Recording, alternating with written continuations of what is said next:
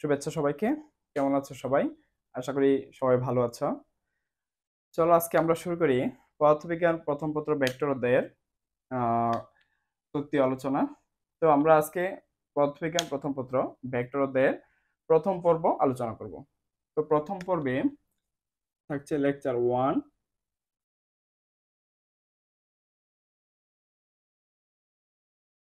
Lecture 1-এ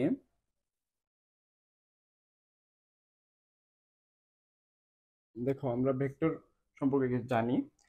তো শুরুতে আমরা রাশি সম্পর্কে পরিচিত হই। তো রাশি বলতে আমরা কি বুঝি? ভৌত জগতে পরিমাপযোগ্য বস্তুকে বলা হয় রাশি। তাহলে পরিমাপের দিকের উপর ভিত্তি করে রাশিকে দুই ভাগে ভাগ করা হয়েছে। একটা হচ্ছে স্কেলার রাশি বা অদিক রাশি। দেখো, দিকের উপর ভিত্তি করে রাশি দুই প্রকার, স্কেলার বা অদিক রাশি যার কোনো দিক নেই। আর দুই নম্বর হচ্ছে ভেক্টর বা দিক রাশি। তাহলে দেখো, যে সকল রাশির ক্ষেত্রে দিক অবশ্যই দিতে হবে, অর্থাৎ যে সম্পূর্ণরূপে প্রকাশ করতে হলে মান এবং দিক উভয়ই প্রয়োজন, সেটা হচ্ছে কি দিক রাশি বা ভেক্টর রাশি। আর যেটার ক্ষেত্রে শুধু মান দ্বারা সম্পূর্ণরূপে প্রকাশ করা যায়, অদিক মানে কি দিকের প্রয়োজন নেই, তাকে বলা হয় কে স্কেলার বা অদিক রাশি। তাহলে দেখো যে কোন রাশিগুলোকে শুধু মান দ্বারা প্রকাশ করা যায়, যেমন দৈর্ঘ্য, ভর, সময়, তাপমাত্রা ইত্যাদি। দেখো, দৈর্ঘ্যকে প্রকাশ করলে যেমন এই বোর্ডটার দৈর্ঘ্য কত, তাহলে শুধুমাত্র দৈর্ঘ্য কি একটা মান, কারণ এর কোনো নির্দিষ্ট দিক নেই। আমরা যে দিকে বোর্ডটা স্থাপন করব কে সেদিকটাই হবে এর দিক। সুতরাং নির্দিষ্ট দিক না থাকার কারণে এই দৈর্ঘ্য হচ্ছে কি স্কেলার রাশি। ভর, কোনো বস্তুর ভর কত, যেমন তোমার ভর কত, 1 কেজি আলু, 1 কেজি পেঁয়াজ, এগুলো কি ভর নির্দেশ করে। তাহলে ভরের নির্দিষ্ট কোনো দিক নেই। সময়, সময়ের তো কোনো দিক নেই, সবাই জানো। তাপমাত্রার কোনো দিক নেই। আবার দেখো ভেক্টরের ক্ষেত্রে সরণ, নির্দিষ্ট দিকে বস্তুর অবস্থানের পরিবর্তন ঘটলে তাকে আমরা সরণ বলি। তারপর বেগ, নির্দিষ্ট দিকে বস্তুর অবস্থানের পরিবর্তনের হার বেগ বলে। তাহলে কি নির্দিষ্ট দিক। তারপর হচ্ছে ত্বরণ, ত্বরণ কি একটা নির্দিষ্ট দিকে বেগের পরিবর্তন ঘটে। তারপর হচ্ছে বল, ভরবেগ, টর্ক, হ্যাঁ। তারপর কি আহ এগুলো সবগুলো হচ্ছে কি ভেক্টর রাশি। কারণ এই সবগুলা রাশির ক্ষেত্রে মানের পাশাপাশি অবশ্যই কি দিক নির্দেশের প্রয়োজন হয়। বুঝতে পেরেছ? আচ্ছা, এখন দেখো ভেক্টর রাশির প্রকাশ। তো ভেক্টর রাশিকে প্রকাশ করতে গেলে আমরা কিভাবে প্রকাশ করি? তো প্রকাশের ক্ষেত্রে দেখো, ধরো একটা ভেক্টর রাশি, তাহলে এ ভেক্টর রাশির উপর যদি তীর চিহ্ন থাকে তাহলে সেটাকে আমরা বুঝি কি সহজে এটা ভেক্টর রাশি। তার এটাই সার্বজনীন, সকল ক্ষেত্রে এটা ব্যবহার করা হয়। এছাড়াও এ ভেক্টরের উপর যদি কি অর্ধ তীর থাকে, বা এর উপর যদি আমরা শুধু কি বার চিহ্ন বা টান দেই, বা একে এর নিচে টান দেই, অথবা একে বোল্ড করে লিখি, হ্যাঁ, তাহলেও ভেক্টর বোঝায়। কিন্তু সার্বজনীন ভাবে এই এর উপর তীর চিহ্ন এটাই ব্যবহার করা হয়। তাহলে এরকম থাকলে আমরা বুঝবো এটা ভেক্টর রাশি। আবার জ্যামিতিক চিত্রের ক্ষেত্রে সাপোজ দেখো যে ওপি একটা রেখাংশ, তাহলে ওপি রেখাংশ এটা একটা ভেক্টর নির্দেশ করে। এর দিক হবে কি ও থেকে পি এর দিক। বুঝতে পারছো? তাহলে ও থেকে পি এর দিকটা হচ্ছে এটা ভেক্টর। তাহলে লেখার সময় আমরা কিভাবে লিখবো? ওপি হচ্ছে একটা ভেক্টর রাশি। দেখো প্রথম থেকে কি ও থেকে পি এর দিকে, প্রথমটা থেকে দ্বিতীয়টার দিকে, তাহলে এটাকে কিন্তু আমরা পি ও লিখলে হবে না, কারণ হবে আগে মাইনাস চিহ্ন দিতে হবে। তাহলে ও থেকে পি এর দিকে, এই জন্য ওপি লিখবো। পি ও লিখলে কি পি থেকে ও এর দিকে বোঝায়, কিন্তু এটা তো তীর চিহ্ন সামনের দিকে, সুতরাং এটা হচ্ছে কি হবে ওপি। পি ও লিখলে সামনে একটা মাইনাস চিহ্ন দিতে হবে। আবার দেখো, এই যে ভেক্টর রেখাংশটা আছে, এটার শুরুর যে বিন্দুটা এটার নাম হচ্ছে পাদ বিন্দু, আর যে তীর চিহ্নিত বিন্দুটা আছে এটা হচ্ছে শীর্ষবিন্দু বা চূড়া। তাহলে একটা ভেক্টর যে বিন্দু থেকে যাত্রা শুরু করে সে বিন্দুটাকে পাদবিন্দু বলে, আর যে বিন্দু থেকে কি শেষ হয় বা যে বিন্দুটার সামনের দিকে থাকে তীর চিহ্নিত সেটা হচ্ছে শীর্ষবিন্দু। বুঝতে পেরেছো? আচ্ছা, চলো এখন আমরা বিভিন্ন প্রকার ভেক্টরের সাথে পরিচিত হই।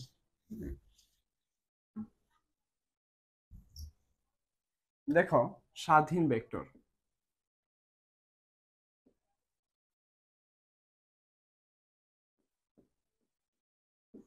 স্বাধীন মানে কি? ফ্রি, মুক্ত। তাহলে স্বাধীন ভেক্টর ক্ষেত্রে আমরা একটু আগে যেটা শিখলাম যে যে সকল ভেক্টর রাশির ক্ষেত্রে কি হবে, দুইটা বিন্দু থাকবে। একটা কি, প্রত্যেক ভেক্টর রাশির ক্ষেত্রে দুইটা বিন্দু থাকবে, একটা হচ্ছে পাদবিন্দু আর একটা হচ্ছে শীর্ষবিন্দু। তাহলে যে সকল ভেক্টর রাশির ক্ষেত্রে এই পাদবিন্দুর অবস্থান সুনির্দিষ্ট নয়, হ্যাঁ, পাদবিন্দু যদি আমরা ইচ্ছা মতো কি ঠিক করতে পারি যে পাদবিন্দু কোথায় হবে, সেটা যদি আমরা নিজের ইচ্ছায় ঠিক করতে পারি, তাহলে সেটাকে বলা হয় কি স্বাধীন ভেক্টর। আর যদি এই পাদবিন্দুটা কোথায় হবে সেটা পূর্ব নির্ধারিত থাকে বা নির্দিষ্ট করে দেওয়া থাকে, তাহলে সেটা হচ্ছে কি অধীন ভেক্টর। তাহলে দেখো, ধরো তুমি পিকনিকে যাবে, তাহলে পিকনিকের বাসটা তোমার কলেজ মাঠ থেকে ছাড়বে।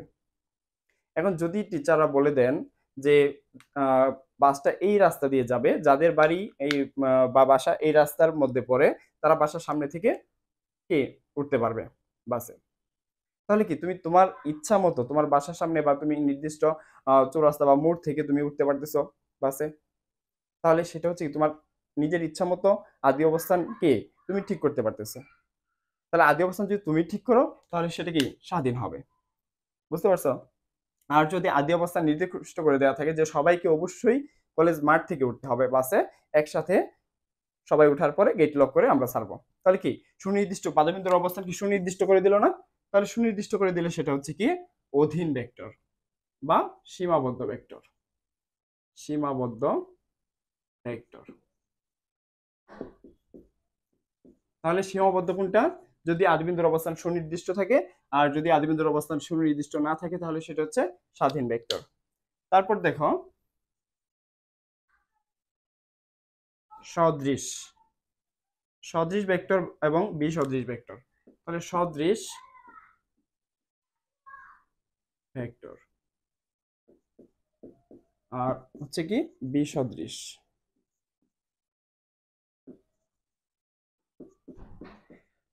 আচ্ছা, সদৃশ বলতে আমরা বুঝি কি সদৃশ মানে কি একই রকম দেখতে। তাহলে সমজাতীয় দুইটা ভেক্টর, আমরা যখন দুইটা ভেক্টর তুলনা করব তখন অবশ্যই সমজাতীয় হইতে হবে বা সমজাতীয় দুইটা ভেক্টর নিব। দুইটাই বেগ হইতে হবে অথবা দুইটাই কি ত্বরণ হইতে হবে বা দুইটাই বল হইতে হবে। একটা বেগ একটা ত্বরণ এইভাবে আমরা নিব না। তাহলে দেখো, সদৃশ ভেক্টর কম্পেয়ার করবো যেহেতু, সমজাতীয় দুই বা ততোধিক ভেক্টর যদি একই দিকে ক্রিয়া করে, তাহলে দিক একই হইলেই কি হবে সদৃশ হবে। সমজাতীয় দুই বা ততোধিক ভেক্টর যদি একই দিকে ক্রিয়া করে তবে তাদের বলা হয় কি সদৃশ ভেক্টর।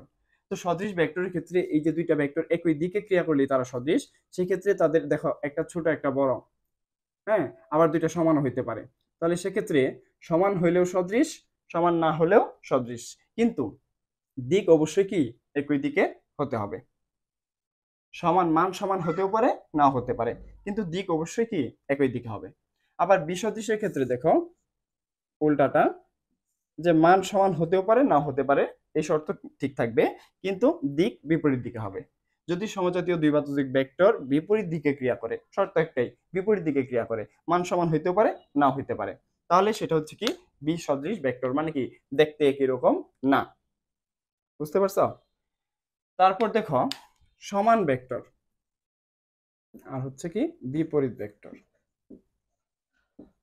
তাহলে সমান বেগ, দুইটা ভেক্টর সমান হওয়ার শর্ত কি? সব দিক দিয়ে সমান হতে হবে। আমরা দুইটা বস্তু দুইটা ব্যক্তিকে আমরা কি সমান বলতে পারবো? সমান বলতে গেলে কি তার মান দিক আর সব দিক থেকে কি সমান হইতে হবে।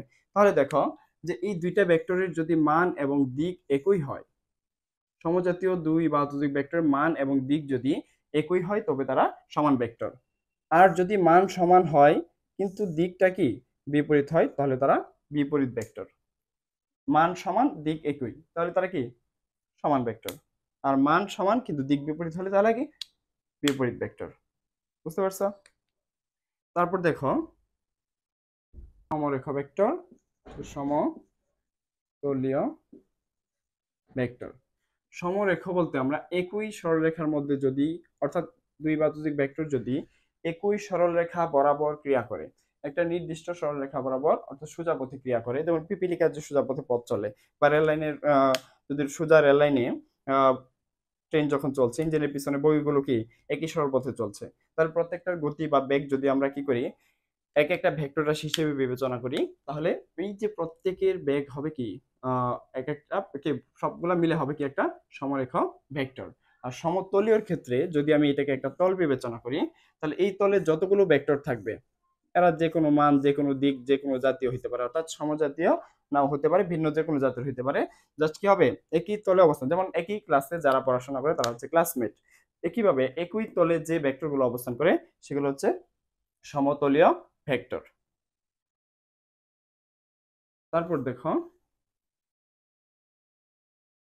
সঠিক ভেক্টর। সঠিক ভেক্টর, সঠিক ভেক্টর হচ্ছে মান শূন্য নয় এরূপ ভেক্টরকে সঠিক ভেক্টর বলে। অর্থাৎ যে ভেক্টরের মান শূন্য নয় তাকে বলা হয় কি সঠিক ভেক্টর। তাহলে সকল ভেক্টরে অর্থাৎ শূন্য ভেক্টর বাদে যার মান শূন্য সেটা ব্যতীত যত ভেক্টর আছে সবগুলো হচ্ছে সঠিক ভেক্টর। আর যে সকল ভেক্টরের মান শূন্য সেগুলোকে শূন্য বা নাল ভেক্টর বলে। তাহলে দেখো, যে মান শূন্য এরূপ ভেক্টরকে বলা হয় কি নাল ভেক্টর বা শূন্য ভেক্টর। তাহলে শূন্য ভেক্টরে কি অবস্থান আছে কিন্তু কে মান নেই, মান নেই। আর সঠিক ভেক্টর হচ্ছে যত ভেক্টর এতক্ষণ পড়লাম বা সামনে পড়ব সবগুলাই সঠিক ভেক্টর, শুধুমাত্র এই শূন্য বা নাল ভেক্টর ব্যতীত। বুঝতে পারছো? তারপর দেখো অবস্থান ভেক্টর। অবস্থান ভেক্টর হচ্ছে এই যে দেখো, এটা হচ্ছে একটা প্রসঙ্গ কাঠামো, এটা এক্স অক্ষ আর এটা হচ্ছে ওয়াই অক্ষ। তাহলে এই এক্স ওয়াই অক্ষের এটা হচ্ছে মূল বিন্দু। তাহলে প্রসঙ্গ কাঠামোর মূল বিন্দুর সাপেক্ষে অন্য যে কোনো একটা বিন্দু, সাপোজ এই পি বিন্দুর অবস্থান নির্ণয় করবো আমরা। তাহলে এই পি বিন্দুর অবস্থান ভেক্টর হচ্ছে কি ওপি। অর্থাৎ প্রসঙ্গ কাঠামোর মূল বিন্দুর সাপেক্ষে অন্য কোনো বিন্দুর অবস্থান নির্ণয়ের জন্য আমরা যে ভেক্টর বিবেচনা করি তাকে বলা হয় অবস্থান ভেক্টর। তাহলে অবস্থান ভেক্টরকে আর দ্বারা প্রকাশ করা হয়। তাহলে ওপি হচ্ছে এখানে একটা অবস্থান ভেক্টর, ওপি সমান হচ্ছে আর। বুঝতে পারছো? তাহলে প্রসঙ্গ কাঠামো ওই যে এক্স ওয়াই দ্বিমাত্রিক ব্যবস্থায়, এটার ক্ষেত্রে দ্বিমাত্রিক ব্যবস্থা নিলাম আমরা, ত্রিমাত্রিক ব্যবস্থা সেম কথা। তাহলে দ্বিমাত্রিক ব্যবস্থার ক্ষেত্রে এখানে দেখো যে মূল বিন্দুর সাপেক্ষে অন্য একটা বিন্দু নিলাম পি পি। তাহলে ওই পি বিন্দুর অবস্থান কি ওপি। তাহলে ওপি ভেক্টরটা হচ্ছে কি একটা অবস্থান ভেক্টর যেটাকে আমরা আর দ্বারা প্রকাশ করি। আবার ধরো এই পি থেকে এই বস্তু বা কণাটা এখানে সরে আসলো কিউ বিন্দুতে, তাহলে এর নতুন আরেকটা অবস্থান হলো। তাহলে এই অবস্থানে এর অবস্থান ভেক্টর হবে কি ও কিউ। তাহলে ও কিউ সমান এটাকে যদি আমরা এখন আর ওয়ান করে ফেলি, এটা হবে আর টু। তাহলে নতুন অবস্থান ভেক্টর কত আর টু, আর আদি অবস্থান ভেক্টর আর ওয়ান। কণাটা সরে আসছে কি পি বিন্দু থেকে কিউ বিন্দুতে। তাহলে এই কণাটার সরণ ভেক্টর, সরণ কি হবে ডেল আর সমান এই যে শেষ অবস্থান ভেক্টর বিয়োগ আদি অবস্থান ভেক্টর সমান কি দেখো আর টু মাইনাস আর ওয়ান। তো এটা হচ্ছে কি সরণ ভেক্টর ডেল আর দ্বারা প্রকাশ করা হয়। এখন এইখানে আমরা আরেকটা জিনিস শিখে ফেলবো, সেটা হচ্ছে ধরো এটা, এটা হচ্ছে কি এক্স অক্ষ, এটা হচ্ছে ওয়াই অক্ষ আর এটা হচ্ছে জেড অক্ষ। এক্স অক্ষ বরাবর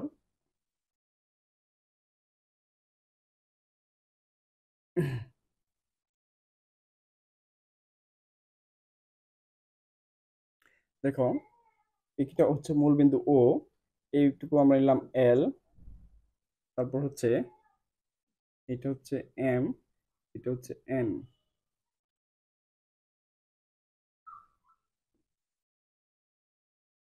এটা এন নিব আমরা, আর এটা নিব পি।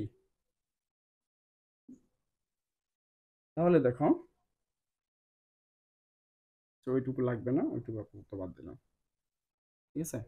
তাহলে দেখো এই যে এই একটা ভেক্টর ও এল, ও এল সমান এক্স ভেক্টর বিবেচনা করলাম আমরা।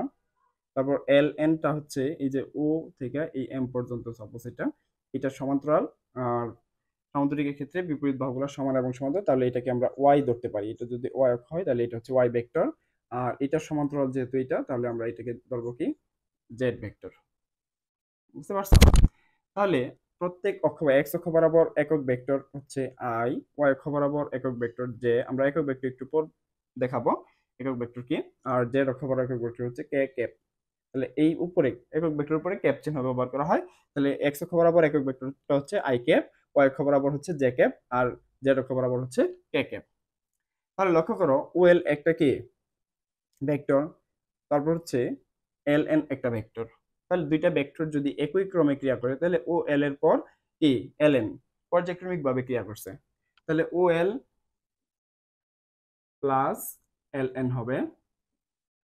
এবং এই যে বিপরীত দিক থেকে যে ভেক্টরটা আসছে ও এন, এই ও এনটা হবে এই দুইটা ভেক্টরের সমষ্টি বা লব্ধির সমান ও এন।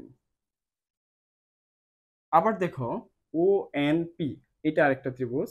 এই ত্রিভুজে দেখো ও এন এদিকে ক্রিয়া করছে, আবার এন পি একই ক্রমে, অর্থাৎ এটার পরে এটা একই ক্রমে ক্রিয়া করছে, কিন্তু ওপিটা বিপরীত দিক থেকে উল্টা দিকে ক্রিয়া করছে। তাহলে ও এন এবং এন পির সমষ্টি হবে কি এই ওপি এর সমান। তাহলে ওপিটা এখানে কি ফাইনালি লব্ধি ভেক্টরের অবস্থান নির্দেশ করছে। তাহলে ওপিটা হচ্ছে কি অবস্থান ভেক্টর আর, ওপিটা কি অবস্থান ভেক্টর আর। তাহলে দেখো এই ত্রিভুজটা তো আমরা কমপ্লিট করলাম, ও এল প্লাস এল এন সমান ও এন। এই ত্রিভুজের ক্ষেত্রে O N plus N P সমান হচ্ছে ওপি। আবার লক্ষ্য করো ও এন সমান হচ্ছে কি এল এন, তাহলে ও এন এর জায়গায় আমরা কি বসাবো ও এল plus L N plus N P সমান কি ওপি।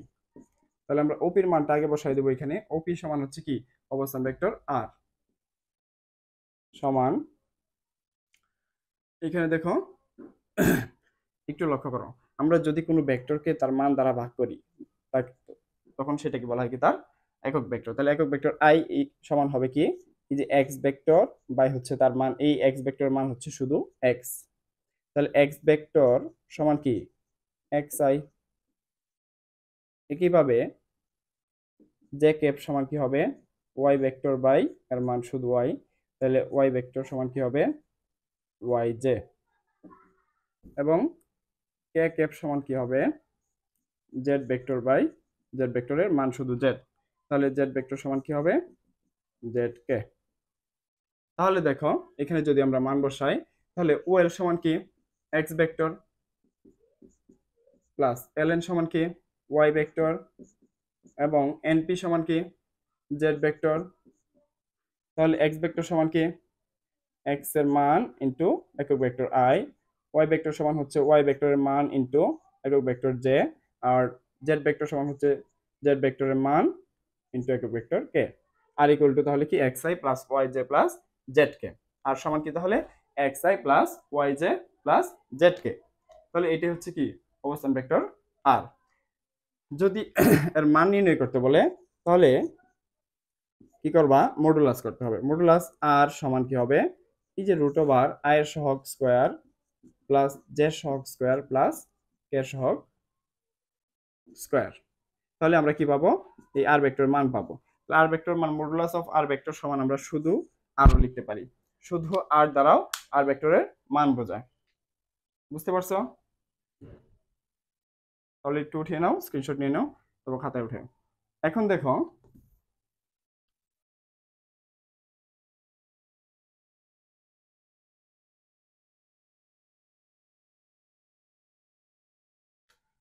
তারপর দেখো হচ্ছে সরণ ভেক্টর গেল, বিপ্রতীপ ভেক্টর। বিপ্রতীপ ভেক্টর আরেকটা নাম হচ্ছে ব্যতিহার ভেক্টর।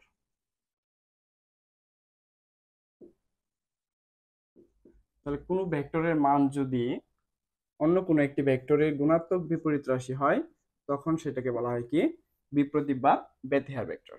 তাহলে দেখো এ একটা ভেক্টর যেটা আমরা শুধুমাত্র ধরলাম একমাত্রিক এক্স অক্ষ বরাবর ক্রিয়া করতেছে, তাহলে এ ভেক্টর সমান কি ফাইভ আই। তাহলে বি ভেক্টর সমান যদি হয় এরকম যে 1/5i, অর্থাৎ কোনো ভেক্টরের মান এই যে এ ভেক্টরের মান কি শুধু 5। আচ্ছা, কেউ ওই যে একটু আগে বললাম না, মডুলাস অফ এ ভেক্টর কোন ভেক্টর মানে এর সমান কি, ওই যে আয়ের সহগের বর্গ, এখানে যে কে নাই, শুধু আয়ের সহগের বর্গ হচ্ছে √5 স্কয়ার সমান কি শুধু 5। তাহলে 5 হচ্ছে কি এখানে এই এ ভেক্টরের মান, আর বি ভেক্টরটা হচ্ছে কি 1/5। তাহলে এ ভেক্টরের মানের গুণাত্মক বিপরীত রাশি কি এটা না? তাহলে কোন ভেক্টর এই, তাহলে এই 1/5টা কি বি ভেক্টরের মান, মডুলাস অফ বি ভেক্টর সমান কি 1/5। তাহলে কোন ভেক্টরের মান যদি অন্য একটি ভেক্টরের গুণাত্মক বিপরীত রাশি মানে উল্টাটা হয়, তাহলে এই এ বি পরস্পর কি হবে, ওই এ ও বি হবে পরস্পর বিপ্রতীপ বা ব্যতিহার, অর্থাৎ বি ভেক্টর হবে এ ভেক্টরের বিপ্রতীপ বা ব্যতিহার ভেক্টর। তাহলে এখানে বি ভেক্টরটা হচ্ছে এ এর বিপ্রতীপ বা ব্যতিহার ভেক্টর। তারপর দেখো অক্ষীয় ভেক্টর এবং পোলার ভেক্টর।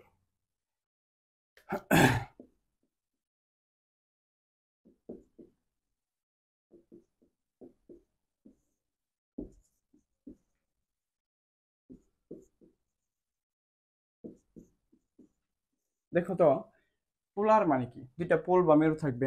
তাহলে যে সকল ভেক্টর কে ঘূর্ণনের সাথে সম্পৃক্ত নয়, কারণ পোল থাকলে, দুইটা মেরু থাকলে কি এটা ঘূর্ণনের সাথে সম্পৃক্ত থাকে না। তাহলে যে সকল ভেক্টর কি যে ঘূর্ণনের সাথে সম্পৃক্ত নয়, ঘূর্ণনের সাথে সম্পৃক্ত নয়, এরূপ ভেক্টর হচ্ছে কি পোলার ভেক্টর। যেমন সরণ, বেগ, ত্বরণ, বল ইত্যাদি। আর ঘূর্ণনের সাথে সম্পৃক্ত যে, অর্থাৎ একটা নির্দিষ্ট অক্ষকে কেন্দ্র করে যদি আর চারপাশে কি বৃত্তাকার পথে ঘুরে, তাহলে সেই ভেক্টরটা হচ্ছে কি অক্ষীয় ভেক্টর। যেমন কৌণিক সরণ, অর্থাৎ বৃত্তাকার পথে ঘূর্ণায়মান কোনো বস্তুর সরণ, কৌণিক সরণ, কৌণিক বেগ, একইভাবে কৌণিক ত্বরণ, তারপর টর্ক, কৌণিক ভরবেগ, এইগুলা কি ঘূর্ণনের সাথে সম্পৃক্ত সকল ভেক্টর রাশি হচ্ছে কি অক্ষীয় ভেক্টর রাশি। বুঝতে পারছো? তাহলে আমরা সাধারণভাবে কি যে কতগুলা ভেক্টর রাশির সাথে, অর্থাৎ কতগুলা ভেক্টরের সাথে পরিচিত হলাম আজকে। আর ভেক্টর কি, ভেক্টর সম্পর্কে জানলাম, রাশি সম্পর্কে জানলাম, রাশি কয় প্রকার তার সম্পর্কে জানলাম, কোনটা কোন রাশি কোনগুলা সেইগুলা সম্পর্কে জানলাম, ভেক্টর রাশিকে কিভাবে প্রকাশ করা হয় সেটা জানলাম। আবার দেখো একক ভেক্টরকে প্রকাশ করা হয়, কিন্তু ধরো একটা একক ভেক্টর, তো একক ভেক্টর উপর ক্যাপ বা টুপি চিহ্ন দিয়ে প্রকাশ করা হয়। আবার জ্যামিতিক পদ্ধতির ক্ষেত্রে কি যে দেখো যে এ বি একটা ভেক্টর, এটার ক্ষেত্রে কি এ থেকে বি এর দিক হচ্ছে কি এই ভেক্টর। তাহলে জ্যামিতিক পদ্ধতিতে ভেক্টর প্রকাশ শিখলাম, তারপর বিভিন্ন প্রকার ভেক্টর সম্পর্কে জানলাম এবং তাদের কি উদাহরণ সম্পর্কে জানলাম। তো আজকের ক্লাস এই পর্যন্তই, আগামীকাল আবার পার্ট 2 নিয়ে আসতেছি, অর্থাৎ লেকচার 2 তে আমরা এর পরবর্তী অংশ আলোচনা করব। সে পর্যন্ত সবাই ভালো থেকো, সুস্থ থাকো, আল্লাহ হাফেজ।